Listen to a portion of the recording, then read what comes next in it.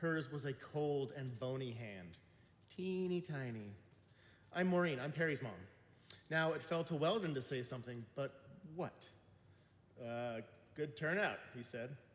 She shook her head worriedly. I hope we have enough cake. Weldon, eyeing the cake, whose bottom layer hadn't yet begun to be explored, wasn't worried. Is your husband? He started the question before he knew how to finish it, and without appropriate regard for the assumptions with which it was laden. He has to work, big client in town. I see. Weldon found himself longing for the predictable discomfort of the fathers, fertilizer, fairways, Fenway Park.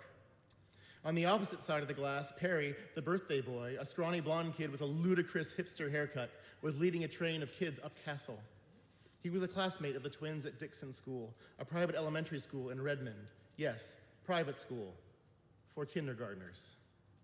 It was just one of those undiscussable things between Weldon and Deb. The kids were going to go to private schools. Presley had graduated from Dixon and had since moved on to the middle school at Fed. And now the twins were following suit. 24 grand a year, 21 for a sibling, 45 grand a year. Weldon thought sometimes about the things they could have done with that money and the kids in public schools. A bigger house, Hawaii, but he knew it wasn't up to him. He wasn't the one making the money. And more importantly, private school had been ingrained in Deb's psyche since before she had any idea that a man named Weldon Tynes existed. She'd been raised in the glossy private schools of Greater Orange County, had gone to a private university, Duke, for her BA, and then another, Yale, for her law degree. And the whole raison, it seemed, for having done so was to be able to send her kids to private school. The kids had been going to go to private school since before they were born, and now they were. Which meant that all the school events they went to were infested with Mercedes and Audis and Maseratis. Weldon had gotten so used to feeling vaguely inferior at these events that he'd come to inhabit that feeling with a sense of pride and defiance. He'd wear sweatpants to school on a regular basis, a soiled baseball cap. He'd bring cheap donuts to a parent event. It was petty, he knew, but he couldn't help himself. One time, he stole a bowl.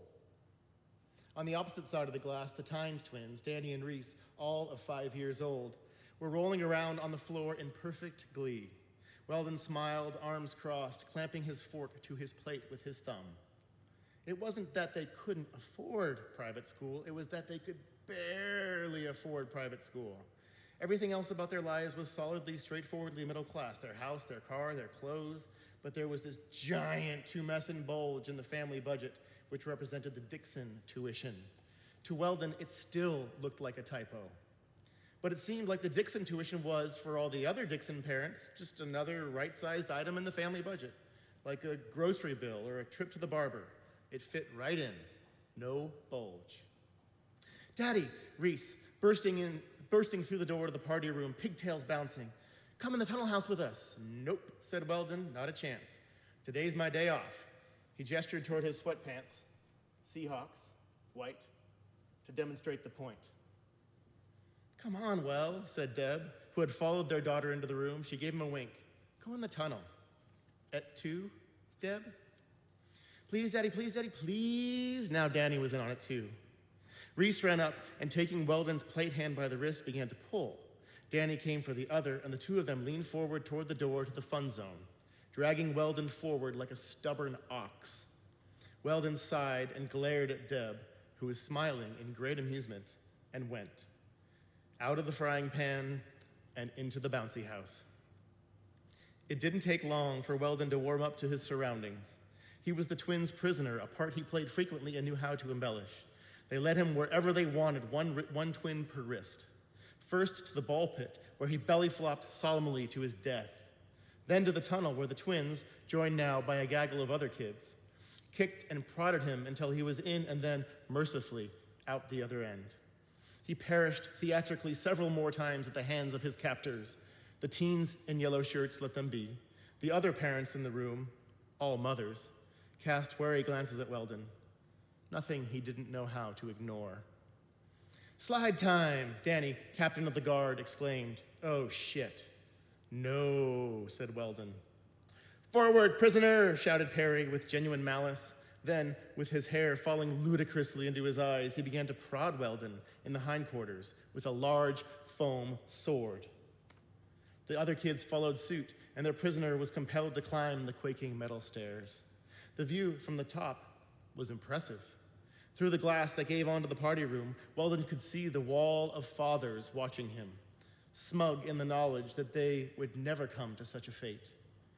"Now everyone go down," said Danny, "except me. I'm the captain of the guard." One by one, the other kids whistled past Weldon and down the slide and into the pit of balls below. And then, at Perry's urging, they formed a gauntlet at the bottom of the slide. A nice touch. "Blindfold him," shouted Reese. The gauntlet agreed and began to chant, "Blindfold, blindfold, blindfold." "Give me your sweatshirt," Danny commanded. Weldon removed his sweatshirt and tied the arms around his head. Shrouded now in darkness, he began to feel genuine fear. But there was no time to deliberate, for the captain of the guard was prodding him and shouting a command. "Forward, prisoner!" Weldon launched his paunchy body down the slide. His sphincter leapt into his stomach, and he heard himself squeal in true exhilaration as he came careening into the balls. And then there was wailing. Weldon, rising, stupefied, ripped the sweatshirt from his eyes, and there, bent before him, was Perry Glazier, birthday boy, wailing, the index finger of one hand clasped in the other, his ears bright red, his sculpted locks draped in a thick blonde wedge. Instantaneously, as if ex nihilo, Maureen too was there, rocking the wailing Perry back and forth and glaring up at Weldon. Someone cut the music. "Come on, Perry," said Maureen. "Let's go find some ice." The kid was crying even louder now. "I don't want to." He wrenched himself from his mother's slender arms, but was caught again by the elbow and dragged forward toward the party room. Weldon jogged behind and caught them at the door. "Hey, could someone get some ice?" Maureen looked around frantically as she said this. One of the fathers moved in the direction of plausible ice. Reese and Danny joined Weldon at the threshold of the party room. "Do we have to go home now?" said Danny. "I don't know." Weldon found Deb across the room and shrugged. Her eyes bored into him. And the little dimples that appeared above the bridge of her nose when she got mad, which wasn't all that often, had made a timely appearance. They were like little parentheses enclosing her ire. Weldon couldn't help but think how hot she looked, with those furious forehead dimples and those darkly scorching eyes. With her searing eyes and hot dimples, Deb directed Weldon toward Maureen, who was sitting on a chair by the cake with little whimpering Perry on her lap. This gesture meant that Weldon was supposed to do something. Weldon went over to Maureen. "I'm so sorry," he said. She didn't look at him.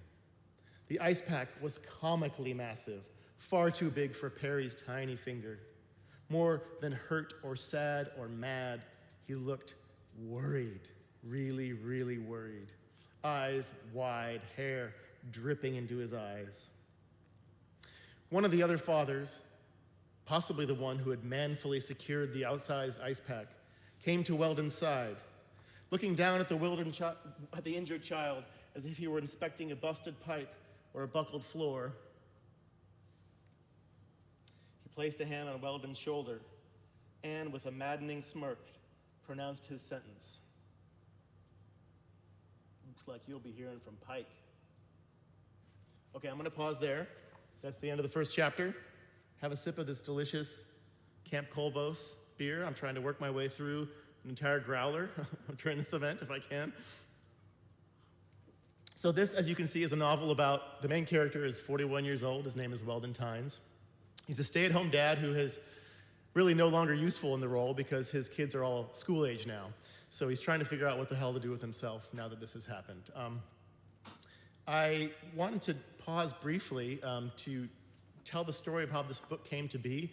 It's because it's kind of a winding tale. It was about 8 or 9 years ago. I had this idea for this.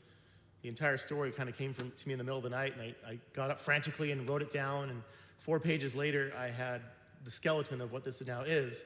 But of course, it just got lost in a stack of papers in a corner of a room, and it wasn't until several years later that I found it again and said, "Oh yeah, I remember this. This could be interesting." So This was probably the fall of around 2015 that I wrote the first draft of this.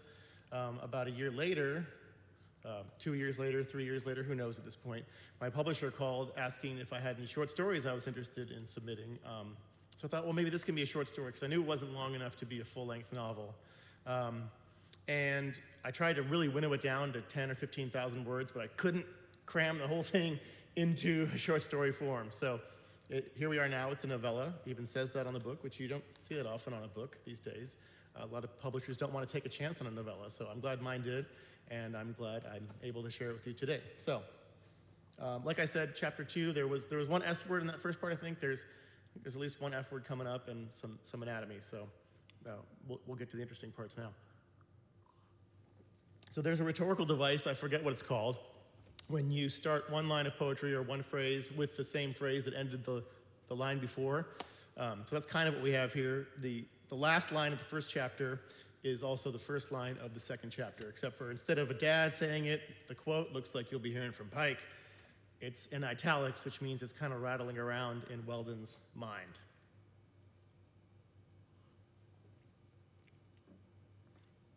Looks like you'll be hearing from Pike. Weldon had been summoned. There was no other way of putting it. He had come because, from wife to wife, Maureen to Deb, the Duke of Glacier had subpoenaed him. The trip to the Glacier household filled Weldon with dread, and yet it carried with it a certain relief.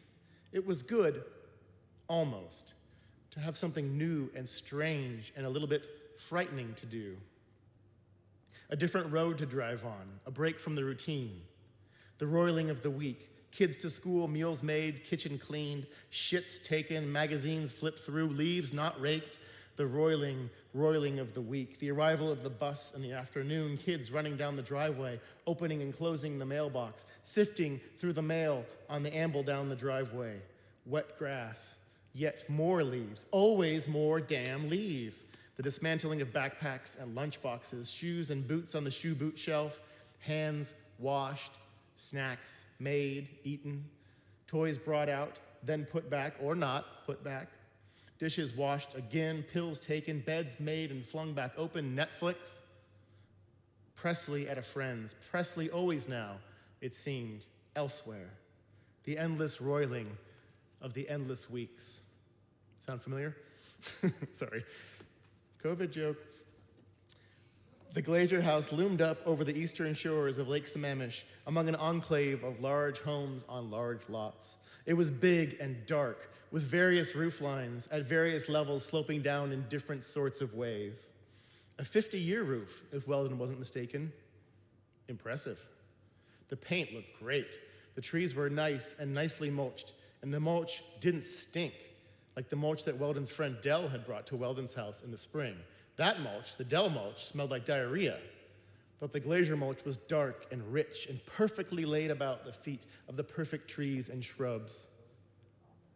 Weldon didn't get down on his knees to smell it, but he felt that if he had, he'd find that it smelled marvelous, like dark mushrooms or the spirit of the age. There were 5 garage doors enclosing what, Weldon thought to himself, we dare not seek to know. It was a line from a movie or a book or nowhere. He hiked up his jeans and strode doorward with dread. Weldon rarely wore jeans anymore. He mostly wore what he liked to call, with a raise of his eyebrow and, when he said it to Deb, a horseshit British accent, athletic trousers. Adidas, for example, stretchy and striped along the outside of the legs. Puma, too, or Nike. The kind that you could find splayed out disastrously like so many corpses in those massive bins at Costco. $16.99. Too little, too late. He'd reached a point in his life where many of his shirts had begun to harbor creative differences with his torso, different views of the future. The shirt he had chosen for this occasion, this hearing from, was the shirt he felt still fit him best, a checked affair in blue and white, good jeans, reliable leather shoes. There was a nice wooden trellis with a pretty vine on it next to the front door, At the base of the vine sat a little granite basin with water streaming down the sides. There was a grill out back. Weldon felt he knew that cost thousands of dollars and never got used. The knocker was big and brass and heavy. With a chuff of an exhale, Weldon lifted it and let it thud down clangingly into the door. That felt kind of good, he had to admit. He knocked with it again, then rang the doorbell. The person who answered the door was not Pike Glazier, Pike from whom Weldon would be hearing, Pike from whom Weldon had heard. No, it was a pert young woman with a shoulder-length brown hair and a clipboard pressed against her chest. "You must be Weldon," she said, extending her hand. "I'm Sherry. I'm Mr. Glazer's personal assistant." Fuck, a personal assistant? Come on in. Weldon crossed the threshold. The entryway had a very high ceiling, dominated by a massive chandelier, a nebula of shards and squares and crystal spearheads. Directly before them was a spacious sunken living room with high glass windows giving onto the lake. At one end was a large stone fireplace in which a low gas fire glowed in just the way it should. On the opposite wall across the sky-wide living room was the largest screen that Weldon had ever seen. "Mr. Glazier will be right down," said Sherry. "Can I offer you some water?" No thanks," said Weldon, even though his mouth felt full of desert sand. Can I use your restroom?" "Of course, right this way." She led him down a hallway to the left. "The powder room's right there," she said, with a practiced gesture, the kind of gesture you'd use to show a dignitary his seat at the table. It was only the guest bathroom, the powder room, but this was a premium shitter, with 2 sinks and a complicated Japanese toilet. Weldon dropped his jeans and sat. He had established the practice of sitting while he peed when the twins were toddlers, and he had to carry them up to his bed in the dead of the night. If, after dropping them off in the warmth of the covers, he'd peed sitting down, with his eyes closed, he could persist in dream and not have any trouble getting back to sleep. But if he turned on the light in the bathroom and stood to pee, it woke him up. These were the tricks of the trade.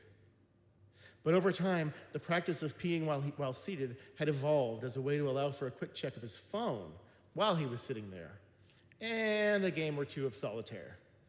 It had become a kind of minor addiction, better than smoking, but still. He got out his phone and started a game and played it, then went about checking his balls. After Weldon got his vasectomy, a node of something formed on the eastern border of his scrotum. It was still there. It didn't hurt. It was just a node, a bolus. At first, it freaked him out, but the doctor said it was probably just a spermatocele, and had said this as if everyone alive knew the meaning of the word spermatocele, as if everyone tossed that word around like all the fucking time. Weldon had Googled it. A painless, fluid-filled cyst in the long, tightly coiled tube that lies above and behind each testicle, epididymis. The fluid in the cyst may contain sperm that are no longer alive. Weldon wasn't sure how he felt about the idea of sperm that were no longer alive. Dead sperm that couldn't really die, that were mummified and entombed. His balls' version of the Valley of Kings, those little sperms, his Tut and family. He would grab hold of this spermatocele between his thumb and index finger from time to make sure that it hadn't gotten bigger. He pinched it. It hadn't. Weldon started another game of solitaire, but then, thinking better of it, rose and hiked his jeans, and, after finally figuring out which button meant flush, he went to the sink. An array of products stood at the ready: cotton balls, lip balm, lotion, cologne. You never knew what you might need. Weldon washed his hands, then doused them in cologne and slapped it on his jowls. Then he leaned in to examine the specimen of man before him. When you hit 35, a pilot's voice may as well have come over the airways in your heart and mind and said, "We are now beginning our initial descent into shittiness. Please make sure your backs are slouched and chins and bellies are in a fully down-sagging position." Weldon's hair, which he kept cut short, was brownish and graying in places and curly in a way he didn't like. If his hair was the ocean and his forehead was the beach, the tide was most definitely on its way out. and he was pretty sure that he could detect the very beginnings of a vortex of baldness at the top of his head. A little swirl of thinning. Thinning. There was something to that word. His eyebrows, by contrast, were accumulating material. It was as if all the hair that was fleeing in the top of his head was migrating to his eyebrows and setting up a refugee camp above his eyes. And protruding, yes, protruding was the word, shooting out at every conceivable angle, extending out into the z-axis. His eyes were grayish-green, and he felt an attribute, but his nose was too small for his face somehow, kind of round at the tip and receding from the viewer, smashing back in on itself, a rounded chalk nub of a nose. But worst of all, his chin. There were at least two problems with his chin. First, it was kind of chiseled out like this little round nub that had a shape like the chin of a mall Santa, a little button-type protrusion, its own little island of flesh, a cartoon chin. But then, add to that the pouchiness, and you had real problems. Because the chin was both really well-defined, too shaped, and also giving birth to this pouch of flesh below a horrible mock pedestal for displaying the little round protrusion at the bottom of his face. A pedestal in the shape of a sagging balloon. It was hard to accept. Weldon looked, he felt, a little like the newspaper editor on The Wire, the guy who also played the merry chemist on Breaking Bad. But his face was wider than that actor's face. Pouchy, flabby, way too thick of cheek. Danny liked to grab great handfuls of his cheeks and squish them obliteratively. Weldon didn't mind, but he did wish there weren't quite so much to squish. There was a knock on the door. 3 quick raps. Decisive, efficient. Weldon opened the door to find a brimming, beautiful face, a male face, well-made, well-kept up. A white man with good hair and bright eyes, Rob Lowe-esque. A man in his early 50s, maybe just his 40s. Weldon wanted to think that he was in his 50s, but still looked like he was in his 30s. But maybe he was in his late 40s and looked like he was in his early 40s. Whatever the case, he looked a lot better than Weldon. He was trim and fit, a man who dealt in reps and sets. His clothes, a sheeny blue button-up shirt, rolled up to the elbows, black slacks, and shiny black shoes, looked expensive. Pike Glazier. Weldon said. Pike's handshake was firm and good and dry. He didn't look like Tim Tebow, but if he told Weldon that he knew Tim Tebow, Weldon would not have been surprised. Rushing yards, yards per attempt, yards after contact. As Pike led Weldon into the living room, Weldon glanced outside. There it was, out on the expansive deck.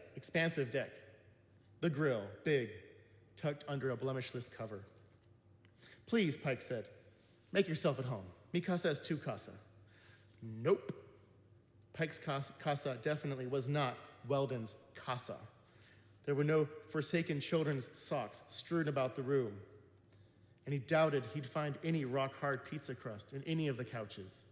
And he was pretty sure that all of the battery covers on all of Pike's remotes were still attached. They sat on leather sofas at the fireplace end of the living room, facing each other over a sleek, low hardwood table, on top of which sat a dark brown leather portfolio. The edges of the portfolio lined up perfectly with the edges of the table. So, what line of work are you in? Weldon immediately regretted having asked this question. For whenever you asked this question, it would then be asked of you. Consulting, you? Consulting. What a loaded word. There were so many questions Weldon wanted to ask. Consulting whom? About what? And to what purpose? And how could you consult enough to afford that kind of house? And why wasn't he at work right now? Or did he just work whenever he wanted to? Was he about to hop in a jet? So many questions, such expensive-looking shoes. Well, said Weldon, feeling the dampness begin to coat his body, I'm basically a stay-at-home dad. Well, I was. One of Weldon's problems, he felt, though it hadn't always felt like a problem, was that he didn't have much of a desire to make money. He didn't love money. It didn't really make sense to him as a way to organize your life. It wasn't that he was anti-capitalist or anything like that. You could make money if you wanted to, but Weldon hadn't ever wanted to. You needed some money to be comfortable, and comfort was good, but beyond basic comfort, it seemed kind of pointless and stupid. But what else did the Pike Glaziers of the world have? What other sword to shove into the stone? Did you get fired? Pike asked. What? I'm kidding, said Pike. He leaned over the table to deliver a soft rap on Weldon's knee. Yeah, said Weldon, forcing a smile. Right, well, is that your boat? He said, pointing at a picture of a boat on a nearby wall. Work hard, play hard, said Pike with the glazier smile. Is it a yacht? Not quite, said Pike. I guess I can't retire yet. Weldon nodded, raised his eyebrows. How's Perry? Pike waved a hand dismissively. He'll be fine. I'm gonna get him a puppy. Inexplicably, Weldon started to talk about his childhood dog, a golden retriever named Rouser. Pike listened intently, or almost intently. He had this air about him, Weldon noticed, of being totally intent on you, while also always thinking about something else, as if you were incredibly important to him, but not as important, say, as this other thing he had to do. More than once, he glanced at his phone. His phone had no protective case or cover. Imagine that. That was to Weldon a state of elevated existence, an existence in which you didn't worry about dropping your phone. Let's get down to brass tacks, shall we? Brass tacks. There was a phrase for a man like Pike to use. Weldon pictured a big mahogany closet in the basement of that mansion with a big tin basin full of tacks made out of brass. He laughed. Yeah, sorry, didn't mean to waste your time. Pike laughed, a sudsy laugh, then undid the metal clasp on the portfolio without opening the cover. I don't want you to feel threatened, okay? He said, pressing the tips of all 10 fingers into the smooth brown leather.